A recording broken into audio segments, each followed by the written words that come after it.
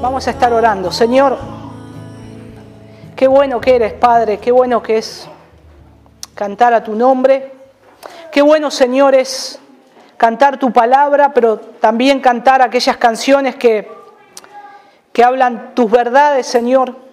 Y en esta hora, al abrir tu palabra, Señor, al exponernos a la enseñanza de tu palabra, quiero rogarte, Padre, que nos hables, que tu Espíritu nos hable, Señor, que abras nuestro corazón, que nos transformes, Señor, cada vez que abrimos tu palabra y nos exponemos a ella.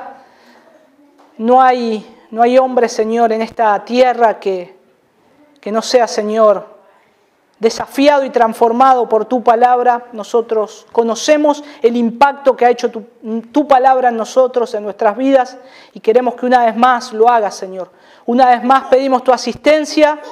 Una vez más, Señor, pedimos tu cuidado, que nuestra mente esté pensando en lo que dice tu palabra. Señor, llevamos todo pensamiento cautivo a la obediencia a Cristo, nuestro Señor. Y te rogamos, Padre, que nos ayudes y que nos hables, que hables a nuestro corazón, Señor, y lo transformes una vez más, Señor. Te lo pedimos en el nombre de Jesús. Amén. Amén. Mateo capítulo 5, a partir del versículo 1 al 4, dice: viendo la multitud, subió al monte y sentándose, vinieron a él sus discípulos, y abriendo su boca les enseñaba diciendo: bienaventurados los pobres en espíritu, porque de ellos es el reino de los cielos. Bienaventurados los que lloran, porque ellos recibirán consolación. Bienaventurados los mansos, porque ellos recibirán la tierra por heredad. Y hermanos, en esta tarde, el título del mensaje de hoy, el texto que vamos a ver hoy, a anclarnos un poco en ese lugar y a ver qué es lo que quiso decir Jesús, es el verso 4. Bienaventurados los que lloran, porque ellos recibirán consolación. Y les tengo que ser sincero, que este mensaje providencialmente coincidió con que ayer quedamos eliminados de la Copa América sin un trofeo. Así que me imagino muchos llorando por los rincones. Y justo el mensaje de hoy es bienaventurados los que lloran. Pero vamos a ver que no es esa clase de llanto que el Señor se está refiriendo, pero coincide justo con este momento, entre comillas, terrible para algunos, pero bueno, ya está. Y le damos gracias al Señor porque su palabra nos va a llevar a ver qué cosas son verdaderamente importantes y por qué cosas verdaderamente el Señor nos dice que hay que llorar, cómo debemos llorar. Y sin lugar a dudas, nuestro Señor Jesucristo era un maestro de lo inesperado. Cuando nosotros estudiamos o estamos viendo sus sermones, vemos que carecían de fórmulas preconcebidas, de cosas que muchos de nosotros ya conocemos. O de salir con algo que, yo ya lo escuché en otro lugar. Sino que el Señor Jesús, cada palabra de nuestro Señor cuenta, cada palabra que Él dice, cada palabra, cada expresión que dice en su palabra y lo que Él dijo es palabra de Dios. Es palabra del Hijo de Dios, del unigénito Hijo de Dios. Y el Señor no atraía a la gente por medio de chistes o halagos, que muy comúnmente por ahí se escuchan. Atraer a la gente utilizando la palabra de Dios, pero metiendo muchos condimentos de chistes y halagos. Vengan, que Dios es un Dios bueno y te ama, pecador. Vení y seguí viviendo tu vida pecaminosa, que Dios te acepta igual. O ven ahora en este tiempo que se habla mucho de los homosexuales y ven, homosexual, yo te voy a abrazar como hermano, por más que sea tu condición. Y vemos que el Señor, son cosas que el Señor aborrece, ese pecado. Y esa persona, como nosotros, un día se debe arrepentir y creer en Dios para vida eterna. Y la gente que lo oía predicar pudo ver esa diferencia desde el inicio mismo de su ministerio y al concluir el Sermón del Monte. Por ejemplo, noten en Mateo capítulo 7, versículo 28, que la gente se admiraba de su doctrina porque les enseñaba ¿cómo? Como quien tiene autoridad y no como los escribas. Siempre la enseñanza de Jesús fue diferente a los demás. Y el Evangelio de Juan también nos cuenta en una ocasión, ahí registrado en Juan capítulo 7, que en una ocasión unos alguaciles o guardias del templo, ellos cuando iban a arrestar a Jesús, se quedaron admirados de su enseñanza. Los habían mandado a arrestar a Jesús y se quedaron escuchando al Señor Jesús. Y no lo pudieron arrestar. Y dice la palabra de Dios ahí en Juan 7:46, que estos alguaciles que eran enviados por los sacerdotes, cuando llegaron a los sacerdotes sin Jesús, le dijeron los sacerdotes, ¿y dónde está Jesús? Fueron a arrestarlo, ¿qué pasó? Y ellos le dijeron, jamás hombre alguno ha hablado como este hombre habla.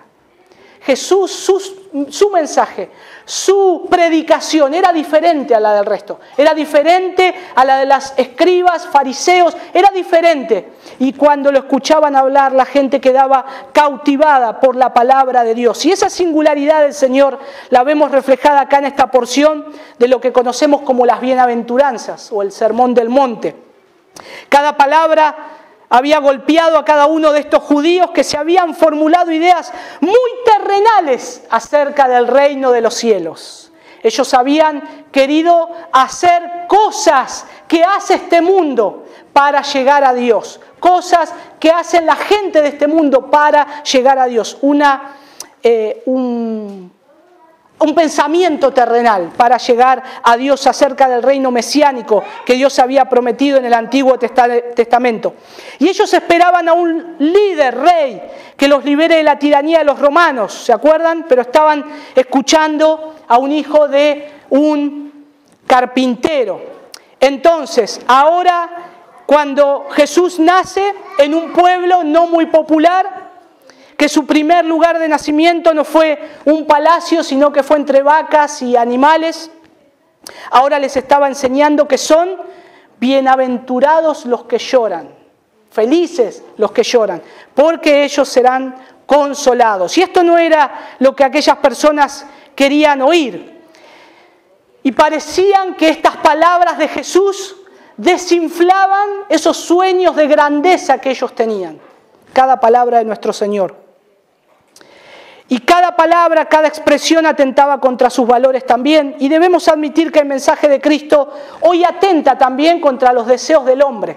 El mensaje de Cristo, de la palabra de Dios, atenta contra el mensaje del hombre común de este mundo. Va en contra de sus valores y de lo que le han enseñado. Y es por eso que algunos no pueden predicar a Cristo y el Evangelio de Cristo. Entonces, ¿qué es lo que tienen que hacer? Tomar la palabra de Dios y empezar a moldarla al mundo, a lo que el mundo quiere. Y empieza a suavizarse el mensaje de Cristo. Y no es el mensaje del Evangelio de Cristo. Y esa nunca fue la intención de Cristo, de suavizar el mensaje. Por eso cometen ese error y acomodan el mensaje de Cristo a los oídos de los oyentes, cuando son las personas que se deben acomodar al mensaje de Cristo. Son las personas las que se deben acomodar al mensaje de Cristo. Por ejemplo, este mundo dice, los ricos, los poderosos son felices.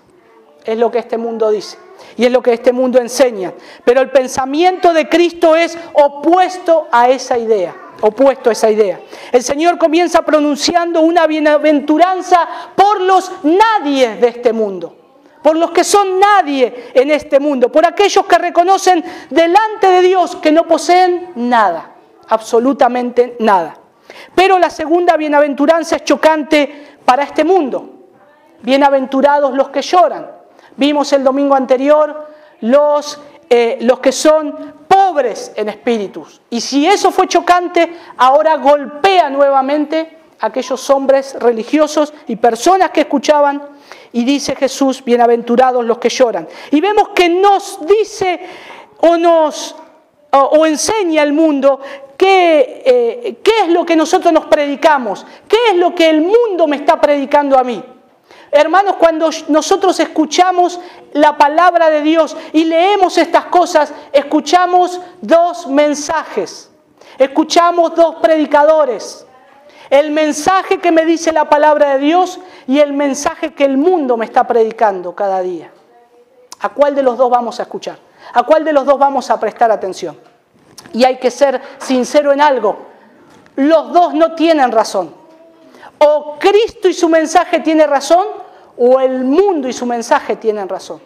Y nosotros tenemos que ver a cuál estamos siguiendo, a cuál de los dos. ¿Qué es lo que nos predicamos hoy mismo? Y cada uno de nosotros, de lo que el mundo nos enseñó. Bueno, que una persona que es segura de sí mismo, todo lo tiene bajo control.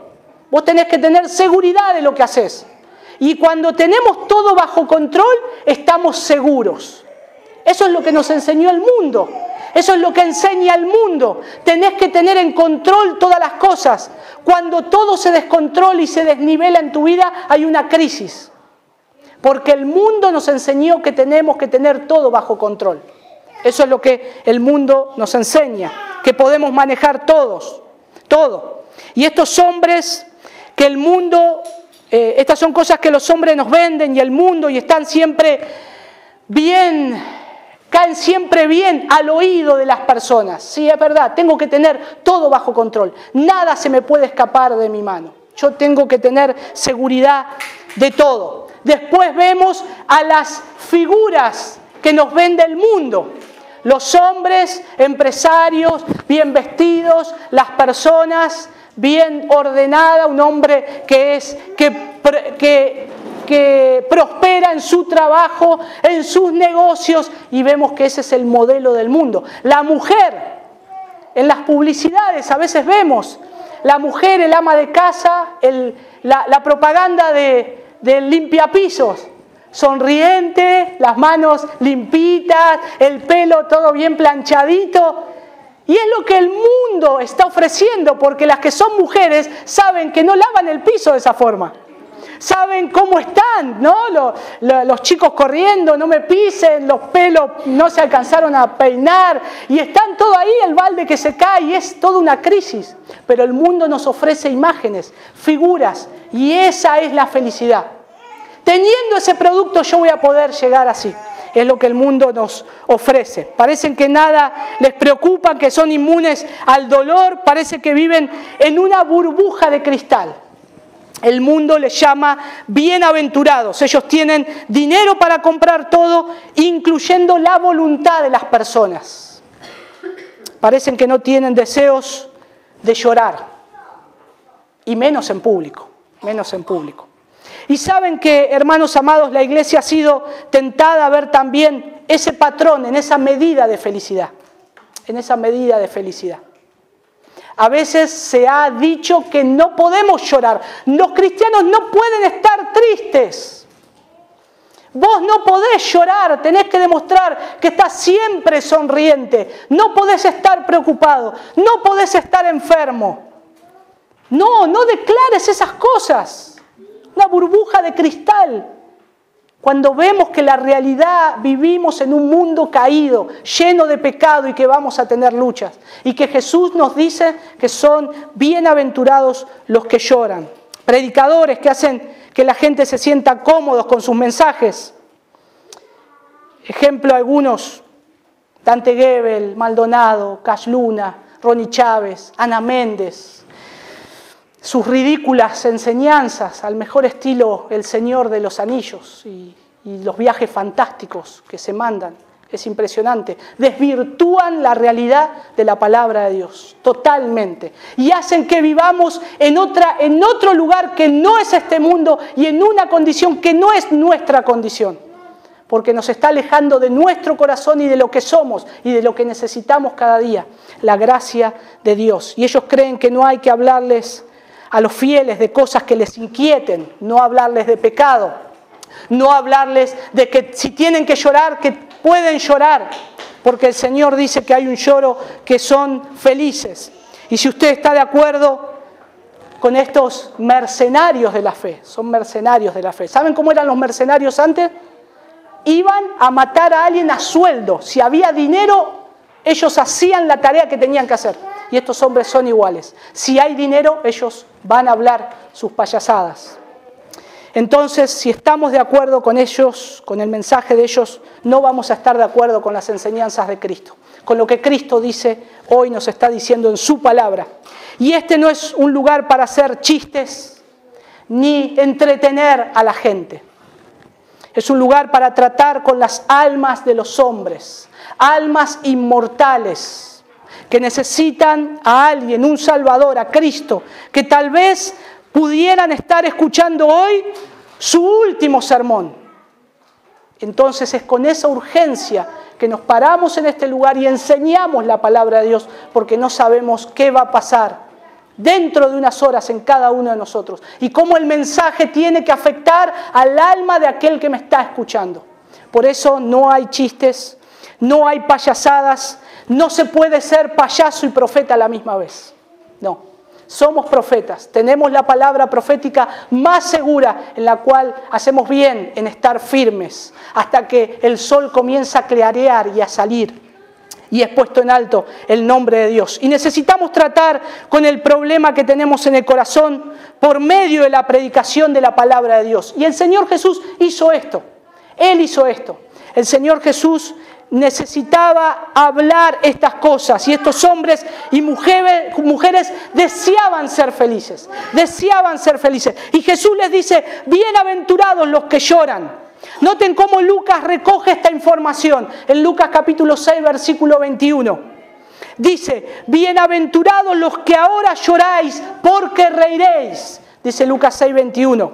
Noten que no hay nada de malo en reír. No hay nada de malo en reír. Lucas dice que en su momento reiréis.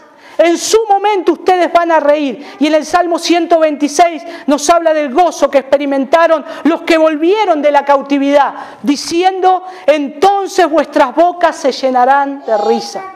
Se llenarán de risa. Dice el apóstol, y hermanos, no hay nada de malo en reír. Y eso que nos quede claro. Es bueno, pero tenemos un tiempo para cada cosa. Y acá el Señor nos está hablando de que hay un lloro que es según Él. La risa tiene un lugar apropiado en Cristo, pero hay de la risa de este mundo, de lo que se ríen de las cosas de este mundo. Nos reímos con los chistes de este mundo, con las cosas que dice que este mundo van a pasar. No es lo que Cristo nos llama a hacer. Más bien hay cosas que el mundo se ríe y a nosotros nos deberían hacer llorar. Dice el apóstol Pablo en Romanos capítulo 1, versículo 32, no solo los que pecan, sino los que también dan su aprobación a los que practican esas cosas pecaminosas. Cuando el mundo nos dice que riamos por algo que el mundo aprueba, tal vez no es algo, y seguramente no es algo que Dios lo esté aprobando. Nosotros tenemos que llorar. Si nosotros seguimos la corriente del mundo, lloramos por lo que llora el mundo, por la economía de este mundo. ¿Qué va a pasar? Y lloro. Ese llanto no está bien. Río con las cosas que ríe este mundo y esa risa no está bien. Entonces yo me estoy agradando y me estoy poniendo de acuerdo con las cosas que hace el mundo. Y entonces tengo que revisar mis motivaciones. Las bienaventuranzas para los que conocen a Cristo es los que lloran. Pero ¿por qué si son bienaventurados, felices, el Señor me dice que tengo que llorar? ¿Por qué en la bienaventuranza que es feliz, Dios, el Señor Jesús me está diciendo que son dichosos o felices, bienaventurados los que lloran? Bueno, es acerca de esto precisamente que hoy vamos a hablar en 2 puntos. ¿Qué fue lo que no quiso decir Cristo cuando dijo bienaventurados los que lloran? ¿Qué es lo que Cristo sí quiso decir con estas palabras? ¿Y por qué son bienaventurados los que lloran? ¿Qué fue lo que no quiso decir Cristo cuando dijo bienaventurados los que lloran? Podemos decir que hay 3 tipos de lloros en el mundo natural.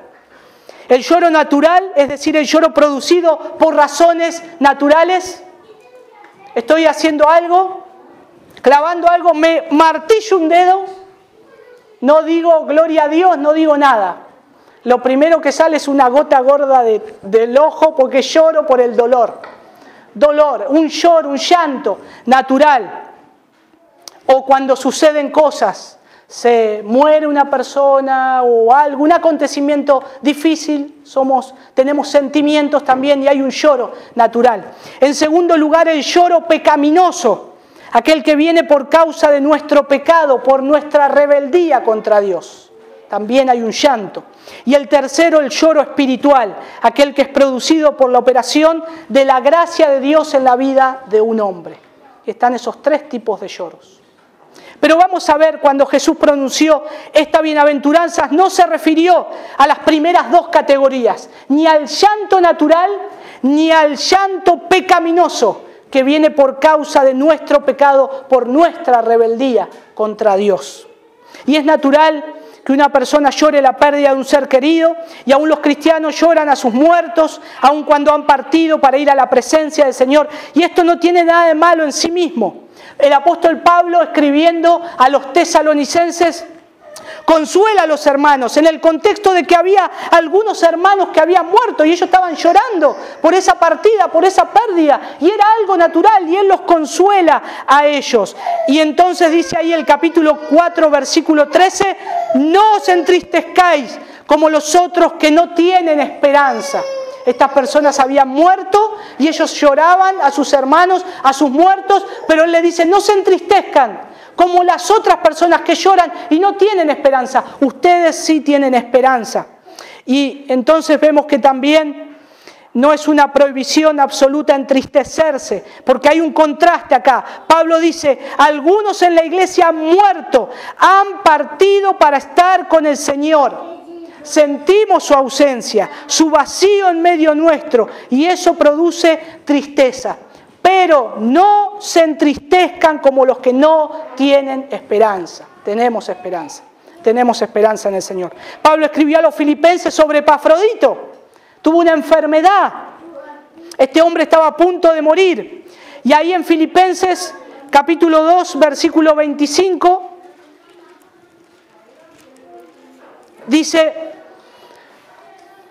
mas tuve por necesario enviaros a Epafrodito, mi hermano y colaborador y compañero de milicia, vuestro mensajero y ministrador de mis necesidades, porque él tenía gran deseo de veros a todos vosotros y gravemente se angustió porque habíais oído que había enfermado, pues en verdad estuvo enfermo, a punto de morir, pero Dios tuvo misericordia de él, y no solamente de él, sino también de mí, para que yo no tuviese tristeza sobre tristeza. El apóstol Pablo se entristecía por ese amigo, ese compañero de milicia, porque casi muere, estuvo enfermo, ahora se había recuperado. Y no hay nada malo en este lloro natural, el lloro como el dolor físico, también el lloro por algo emocional, como una película a veces que mueve fibras sensibles de nuestro corazón. Esto no está mal, pero este lloro no es de lo que Cristo está hablando acá en las bienaventuranzas.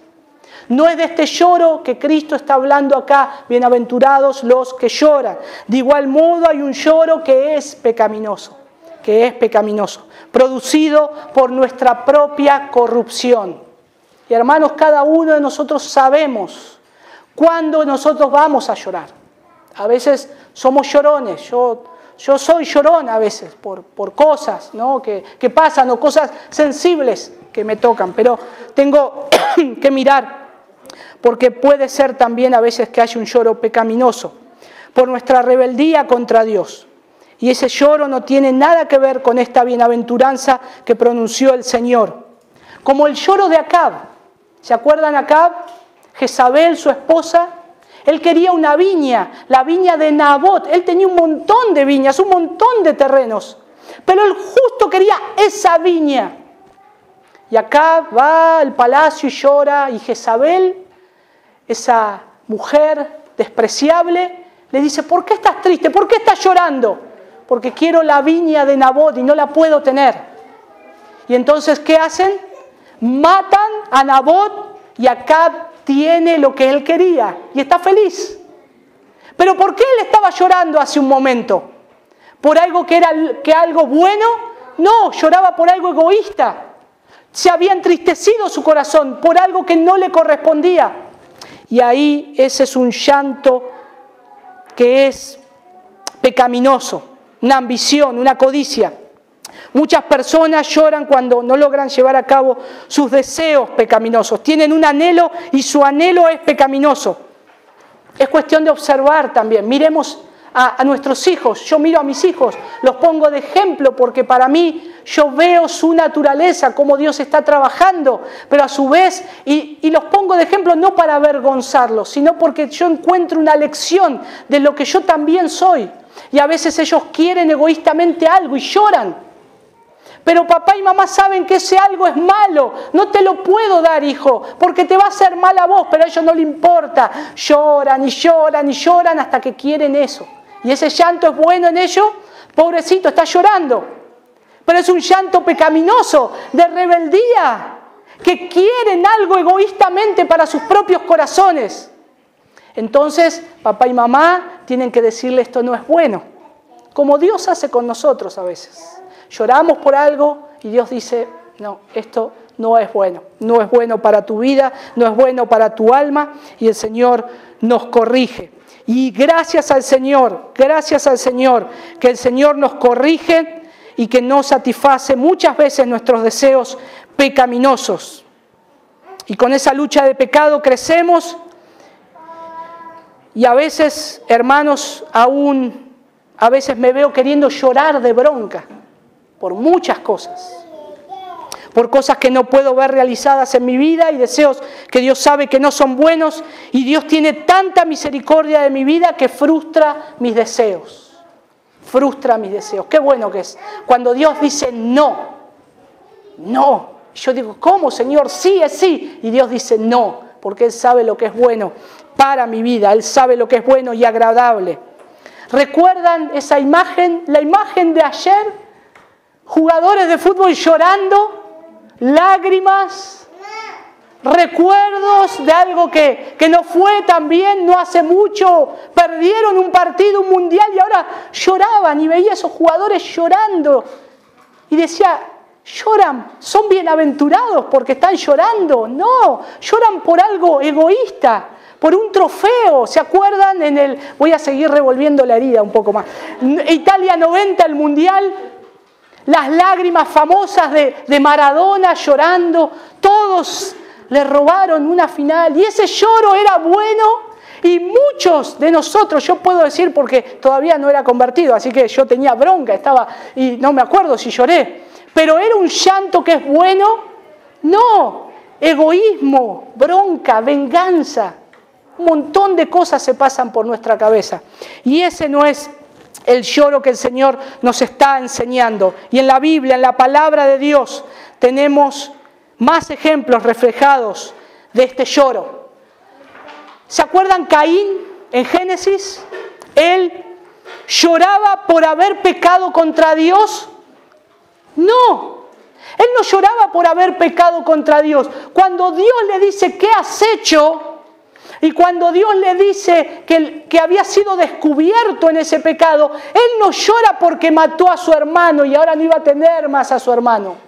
Él llora ahí en Génesis capítulo 4, versículo 13, dice este hombre que es la naturaleza de nosotros cuando lloramos a veces, cuando Dios nos corrige, dice este hombre, grande es mi castigo, oh culpa para ser soportado. Él no está llorando porque mató a su hermano. Él llora por lo que iba a venir. Él llora por lo que le va a pasar. En vez de abandonar el pecado, estas personas se aferran al pecado. Estos que lloran de esa forma. Y lloran con lloro pecaminoso porque lamentan no el pecado, sino el juicio divino. El juicio divino. Y ese llanto es pecaminoso. Es pecaminoso. No hay un arrepentimiento genuino.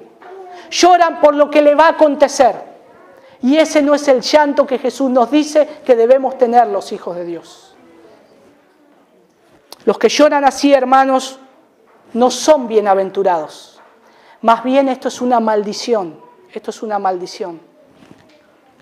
Pablo dijo en 2 Corintios capítulo 7, versículo 10, la tristeza del mundo, esa tristeza produce muerte. Si te estás entristeciendo por algo de este mundo, por algo pecaminoso que no es del Señor, entonces esa tristeza es una maldición para tu vida. Produce muerte. Ese fue el lloro de Judas, que después de llorar a Cristo fue y se ahorcó en vez de buscar arrepentimiento. Lo lloró, ¿qué he hecho? Pero fue y se ahorcó, fue y se mató.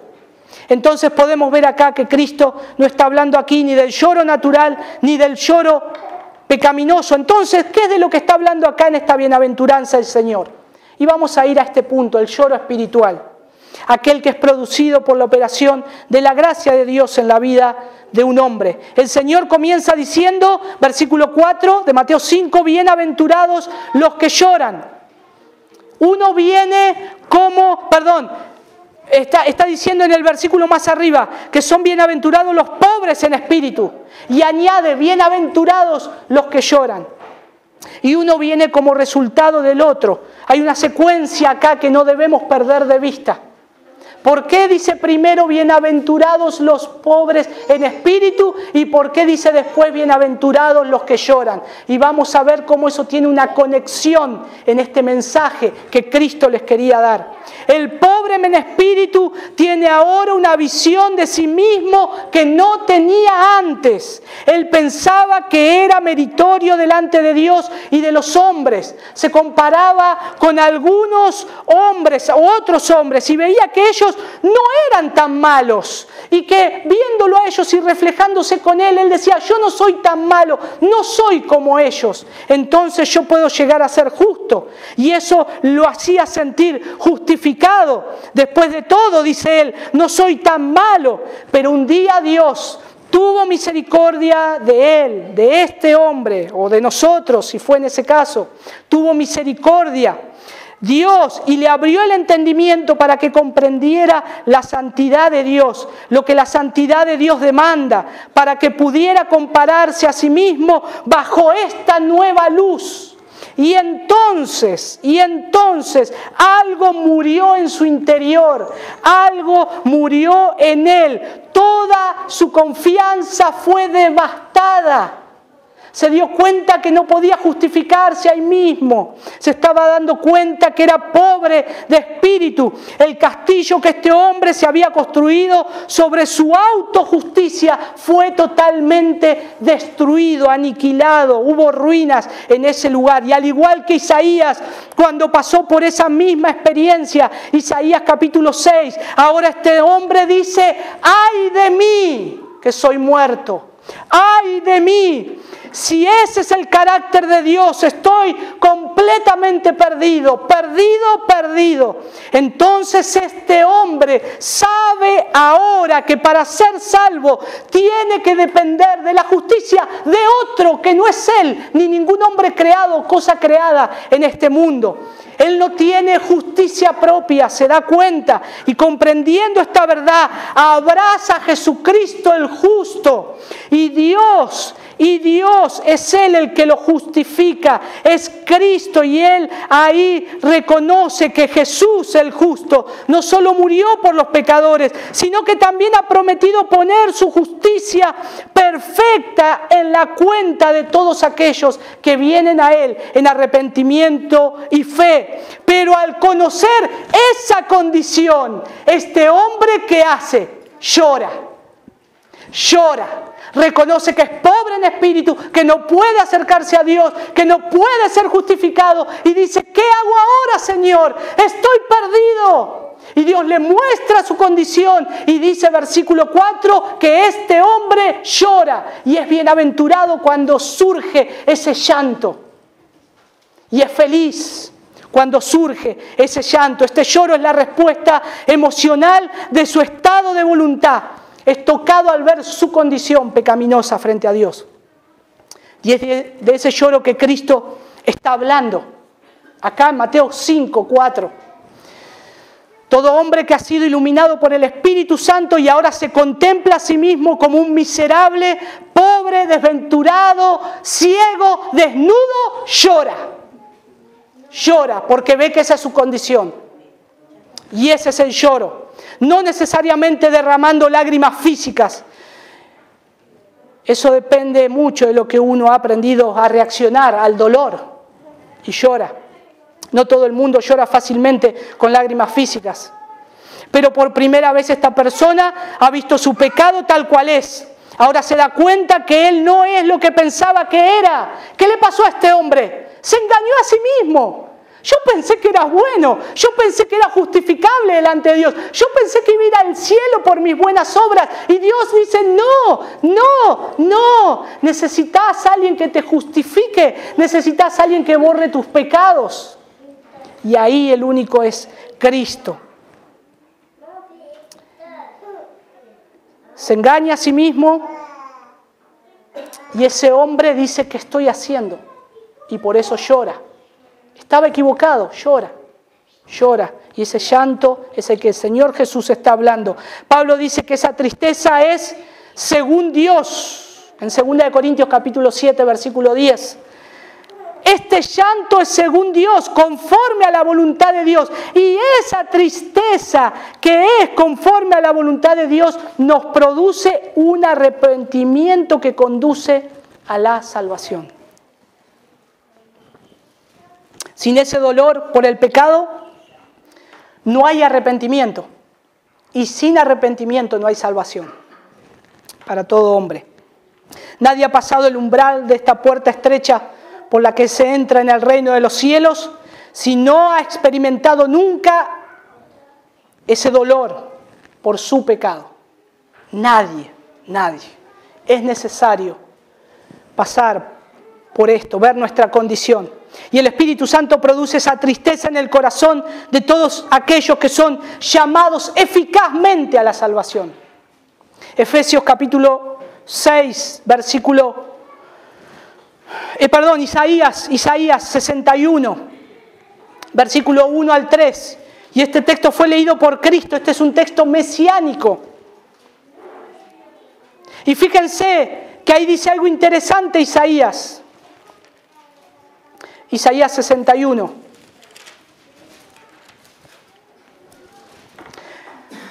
Del 1 al 3. Dice, el Espíritu de Jehová el Señor está sobre mí, porque me ungió Jehová, me ha enviado a predicar buenas nuevas a los abatidos, a vendar a los quebrantados de corazón, a publicar libertad a los cautivos y a los presos apertura de cárcel, a proclamar el año de la buena voluntad de Jehová y el día de venganza del Dios nuestro, a consolar a todos los enlutados, a ordenar que a los afligidos de Sión se les dé gloria en lugar de ceniza, óleo de gozo en lugar de luto, manto de alegría en lugar del espíritu angustiado, y serán llamados árboles de justicia, plantío de Jehová para gloria suya. ¿Y a quiénes dará Cristo ese óleo de alegría? ¿A quiénes les va a quitar ese manto de ceniza para darle un manto de gloria? ¿A quiénes, según lo que dice este texto? A los que primero han estado de luto. A los que primero han estado de luto. ¿Por qué de luto? ¿Por qué de luto? Dice ahí Isaías. Porque lloran su condición frente a Dios. Lloran su condición frente a Dios, dice ahí Isaías 61, y este salmo mesiánico, cuando Cristo lo habla, es la promesa. En Él tenemos nosotros el consuelo. Por eso vengan a mí todos los que están afligidos, cargados, y yo os haré descansar. Él es nuestro consuelo. El Señor Él es Cristo. Lloran su condición frente a Dios. Ahora saben algo que antes no sabían. Se han desengañado acerca de sí mismos estos hombres. Y la Escritura nos dice que estos hombres y mujeres son, versículo 3, plantío de Jehová, árboles del Señor Jesucristo, para que Él sea glorificado. Los árboles que están plantados en el reino del Señor tienen esas características. Entraron por la puerta del reino llorando. Entraron llorando. Tienen esas características estos árboles que habla el Señor. Y los que no tienen esas características, entonces no han sido plantados por Dios el Padre. Y Cristo dijo claramente en Mateo capítulo 15, versículo 13, toda planta que no plantó mi Padre Celestial será ¿qué? Desarraigada. Desarraigada. ¿Cuáles son las plantas que el Padre plantó? Los que lloraron su condición. Cristo dice, toda planta que no plantó mi Padre Celestial será desarraigada. ¿Por qué? Porque esos árboles no glorifican a Cristo. Esos árboles no glorificarán a Cristo, poseen una visión distorsionada de su propia maldad, porque todavía ven el pecado con ligereza y se autoengañan, se engañan con el pecado. Y están engañados en cuanto a la naturaleza de la fe cristiana. Se acercan a la iglesia, se acercan al Evangelio, porque es una forma saludable, un estilo de vida. ¿Les gusta el estilo de vida de los cristianos? Me gusta cómo son ustedes, ¿eh? Vienen acá, se saludan, después toman mate, comen torta, se abrazan. Está bueno, ¿eh? Yo quiero venir acá y ven todo esto como un club social, un club social y deportivo, y no es lo que Cristo enseña. Lo ven como un estilo de vida y no es así. No son plantíos de Jehová, no son árboles del Señor. Les gusta solo la forma y el pasar. Y la iglesia es para ellos un refugio que pueden guardarse hasta un cierto punto de la maldad que opera en el hombre. Envían a sus hijos a la iglesia porque es el lugar donde tienen que estar. Es un lugar seguro, pero después de escuchar mensajes, nos vamos todos juntos al boliche a bailar. Estamos todos entre cristianos. Hermano, eso sucede. Y no a pocas cuadras de acá. La iglesia es para ellos un refugio que los puede guardar. Pero ellos no han tenido aún que esto es un asunto de vida o muerte. Tenemos una eternidad por delante. Y esa es la visión que tenía Pablo en Romanos capítulo 1. Él no veía una moral más alta, un estilo de vida, una especie de grupo, de club social. Y escuchen, esta es la visión del apóstol Pablo. Esto es lo que dice la palabra de Dios, Romanos 1, 16 y 18. Dice, porque no me avergüenzo del Evangelio, pues es el poder de Dios para la salvación a todo aquel que cree, al judío primeramente y también al griego. Porque en el Evangelio la justicia de Dios se revela por fe y para fe, como está escrito, mas el justo por la fe vivirá. Porque la ira de Dios se revela desde el cielo contra toda impiedad e injusticia de los hombres que con injusticia restringen la verdad. Y hermanos, cuando el hombre se da cuenta de esta condición que habla Romanos, entonces cuando el hombre se da cuenta que él es enemigo de Dios, está en problemas a causa del pecado y Dios debe condenar al pecado, al pecador culpable, entonces cuando un hombre comprende esto, su respuesta ¿cómo es? Llorar. Llorar es su condición frente a Dios. Antes era como el fariseo, daba gracias a Dios porque él no era como los otros hombres. Ahora son como el publicano, no se atreve a alzar los ojos al cielo, sino que profundamente humillado dice, Dios sé propicio de mí, pecador. Ahora yo les pregunto en esta tarde,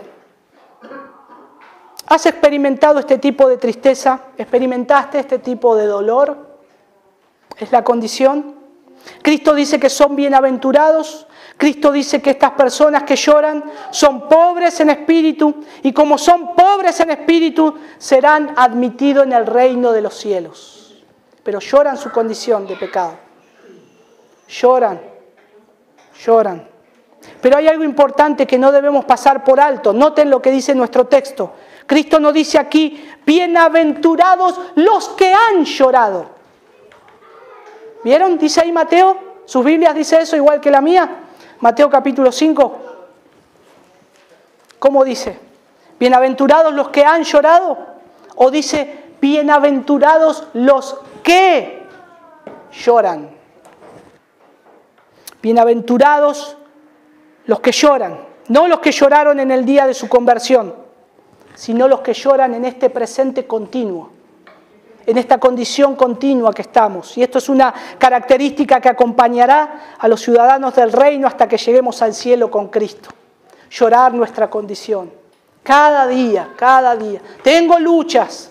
Señor, hay cosas que deben ser corregidas en mí. Señor, mi corazón es engañoso. Y cuando veo esa lucha que tengo, y cuando veo que otra vez vuelvo a caer, una y otra vez digo, miserable de mí, ¿quién me librará de este cuerpo de muerte? Lloramos esa condición. Los cristianos lloran aún porque todavía saben que en ocasiones son vencidos por el pecado. No practican el pecado. No nos gloriamos en el pecado. Pero sabemos que hay una lucha. Y aquí, mis amados hermanos y amigos, la diferencia entre el hipócrita y el cristiano. El que es hipócrita pasa por alto su propia condición pecaminosa, su propio corazón engañoso. Se compara con otros. Yo soy santo. Yo no soy como este o como aquel. Soy mejor. Y eso es un hipócrita. El cristiano sabe que necesita cada día acudir a Cristo. Conoce mi corazón. Es engañoso. Yo sé cómo sos, corazón. Sos engañoso. En cualquier momento me vas a jugar una mala pasada y tengo que ir a la palabra y tengo que orar y tengo que clamar al Señor. Ayúdame, Señor. Que tu gracia me guíe. El hipócrita siempre vive cubriendo, justificando su pecado. Él no tiene la culpa nunca. Él nunca va a tener culpa. Y ese es el hipócrita. Descarga su propia culpa sobre otros. Es lo que hacían los fariseos. Jesús dijo hipócritas. Entonces, cuando no quiere y sabe que tiene la culpa, pero que no quiere reconocer, descarga la culpa sobre otro. Y Jesús mira a ese hombre, a esa mujer, y lo ve como un hipócrita. Lo ve como un hipócrita. Llora por el orgullo de su corazón, por la ambición de las cosas de este mundo. En cambio, el cristiano llora por su propio pecado. Por su propio pecado. Lloran cuando tienen una visión de sí mismo muy elevada, muy alta. Y nosotros lloramos cuando vemos la visión de este mundo caído, cada vez más, peor y peor y peor. ¿Lloramos en esa condición? Lloramos cuando vemos las noticias, lloramos cuando vemos programas de televisión, lo que quieren, lloramos al ver el corazón de esas personas que van al infierno. Esta experiencia, si ahora no la estás experimentando, te aseguro que pronto la experimentarás si eres un hijo o una hija de Dios. Porque Dios te concede que veas dentro de tu propio corazón y examines tus motivaciones internas. Examíname, oh Dios, y ve si hay en mí camino de perversidad y guíame en el camino eterno. Ese es un cristiano que ora todos los días eso, que se examina delante de Dios y sabe cuál es la gracia de Dios. Pero ¿qué pasa cuando vemos eso? ¿Qué pasa cuando vemos ese pecado? La primera reacción, lloro, hay llanto. Pero Jesús dice, bienaventurados, bienaventurados. El cristiano también llora por el pecado de otros, de aquellos que son inconversos, por ejemplo, de aquellos que se irán a la eternidad sin Cristo, los que no guardan la palabra de Dios y una y otra vez desprecian el evangelio de Cristo. El cristiano llora, hermanos. ¿Cuántas veces? Recién comenzamos a hablarle del evangelio a nuestros hijos. Pero hermanos, ya estamos llorando. Oh Señor, ten misericordia. Oh Señor, ten misericordia. Porque es la reacción Lloramos porque queremos ver cambiados. Sálvalos, Señor. Lloramos por ellos, lloramos. Los que no guardan la palabra de Dios y una y otra vez desprecian el Evangelio, lloramos nosotros por ellos. Cuando vemos que se aceptan leyes en nuestra nación a favor de la homosexualidad o los que quieren el aborto, lloramos. El cristiano ve esas noticias y no solo siente horror, indignación, sino que siente dolor y lloran por eso, porque el nombre de Dios está siendo pisoteado y su gloria y adoración, porque aún más gente está siendo conducida al infierno por todo eso. El cristiano llora por la condición que ve la iglesia del Señor hoy, como hablábamos al principio, estos mercenarios de la fe, miles siguiéndolos. Hermanos, yo no tengo úlcera, pero cuando veo eso siento que voy a tener una úlcera. ¿Y por qué? ¿Por qué? Y la reacción es llorar. Llorar porque están siendo engañados. Como nosotros éramos un día engañados, fuimos y engañábamos a otros. Pero lloramos nuestra condición, esa condición. Lloramos por la iglesia de Dios, por cómo obra contraria a la palabra de Dios. Pablo lloraba por esto. ¿Saben que Pablo sufría por esto? En 2 de Corintios capítulo 11 tenemos registrado el apóstol Pablo, el Señor permitió que quede registrado acá. 2 de Corintios 11, 28 y 29. Dice Pablo, ya además de otras cosas, lo que sobre mí se agolpa cada día, la preocupación por todas las iglesias. ¿Quién enferma y yo no enfermo? ¿A quién se le hace tropezar y yo no me indigno? Pablo sufría por las iglesias, lloraba por las iglesias. Además de todas las cosas que estaban pasando, Pablo se le suma este dolor de cómo los cristianos se comportaban. Debemos volver a los tiempos donde se abría la Escritura y se predicaba la verdad con una exposición de urgencia, de reconciliación del hombre con Dios. ¿Y cómo no llorar hoy? Si cuando vemos en las iglesias o asambleas se para a exponer un payaso tipo la Guerra de las Galaxias, ¿cómo no llorar? No se abre la palabra de Dios. Viene un hombre y dice, yo ya no leo la Biblia, Dios me revela todo a mí de esa forma. Y 2.000 personas escuchando un disparate. Y pienso, Señor, ¿cómo no se levanta alguien y lo apedrea? Pero, ¿qué pasa en ese momento? Lloramos porque es la condición pecaminosa del hombre sin Dios, que sigue la corriente de este mundo. Debemos orar, hermanos, por ver tiempos mejores, cuando los cristianos daban sus vidas por causa de Cristo. Debemos orar unos por otros, fortalecernos en esta batalla que es dura, unos a otros, y reconocer que mi hermano no es mi enemigo. No es mi enemigo. Cuando pienso eso, estoy errando, estoy en la misma trinchera con mi hermano, batallando codo a codo. Y cuando pienso que es mi enemigo, hermano, te das vuelta y con tu fusil le das un tiro en la cabeza a aquel que está luchando con vos contra un enemigo que se llama Satanás y diablo. No erremos, hermanos. Y que si debemos morir por aquel que es digno, lo haremos abrazados, como lo hicieron nuestros amados hermanos en la arena de aquel circo romano, juntos. Cuando en los primeros siglos eran perseguidos por el emperador y tirados a las bestias salvajes. Lloramos por los matrimonios, que hoy cada vez más el sistema diabólico de este mundo perverso lleva a separar y dividir a la familia y el diseño de Dios tal cual fue creado. En las novelas, en las películas, en los dibujos animados de nuestros hijos, ya no hay padre, no hay madre. En las películas de Disney no hay matrimonio, no hay padre. Hay una madre sola siempre criando un hijo. Hay un padre que está solo con su hijo. O tal vez hay tipo Dora la Exploradora, sin padres. ¿Quién cuida a esa niña? No nos damos cuenta.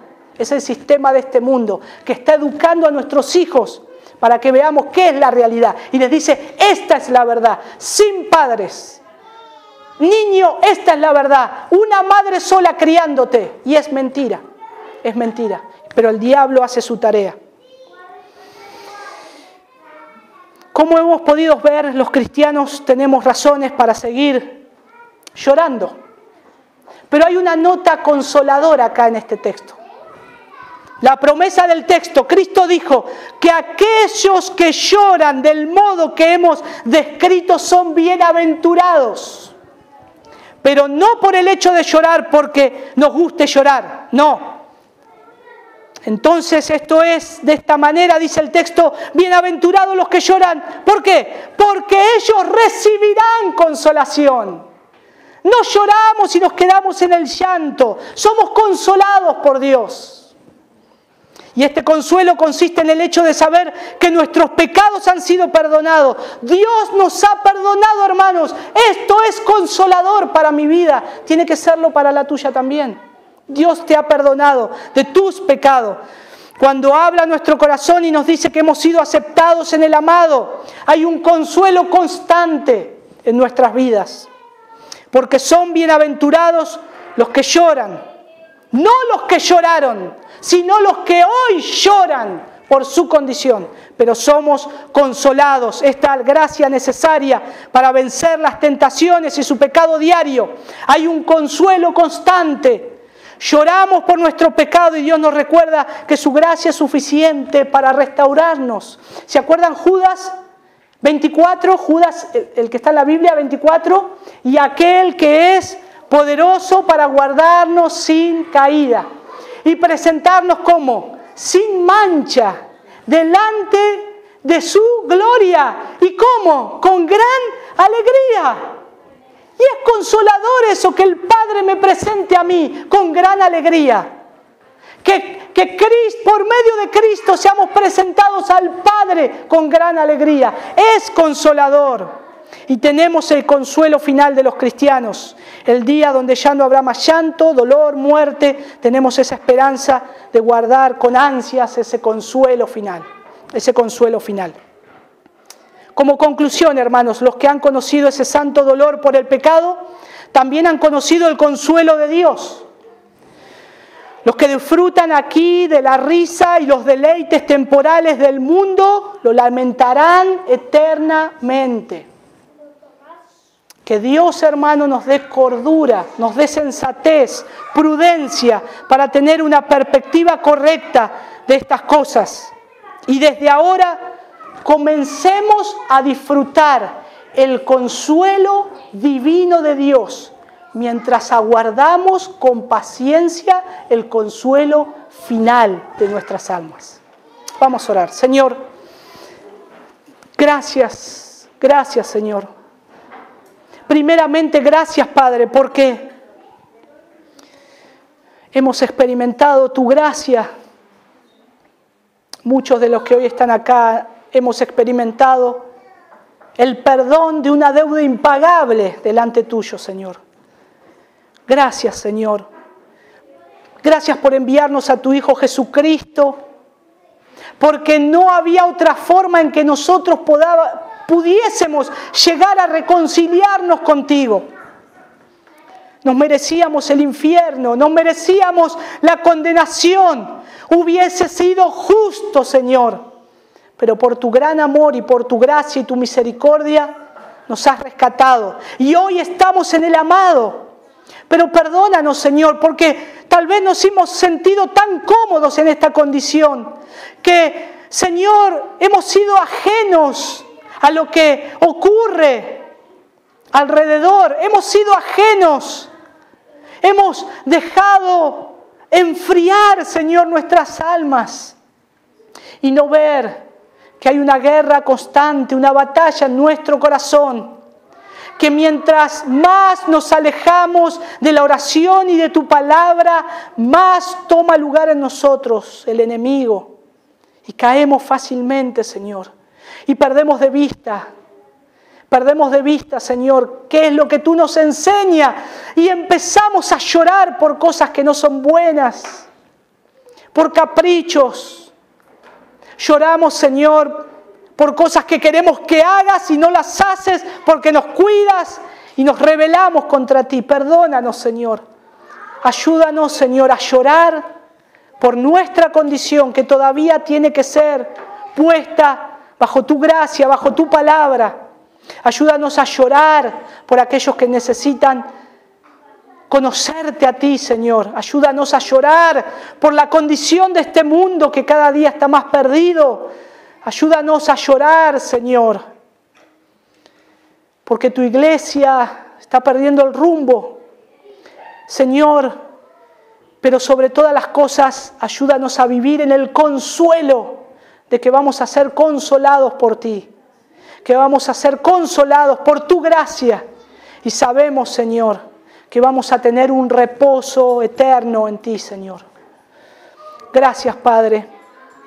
Gracias por este precioso sermón que tú nos has dejado, que podamos seguir aprendiendo a caminar como debe ser, como un cristiano se debe conducir, Señor. Gracias, Señor. Te pedimos todo esto en el nombre de tu Hijo Jesús. Amén.